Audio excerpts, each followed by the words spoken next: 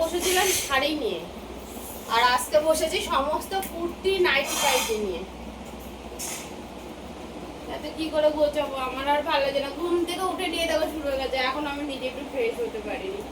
আর কালকে বলছিলে না তোমরা যে বারান্দাটার কি অবস্থা আছে, বারান্দাটা একটু দেখাতে। আমি যদি আমার ড্রয়িং রুম তোমাদের দেখাই, তোমাদেরই মাথা ঘুরতে শুরু করে দেবে। চলো একটুখানি বাইরেটা দেখিয়ে নিয়ে আসুক আমার ক্যামেরাম্যান।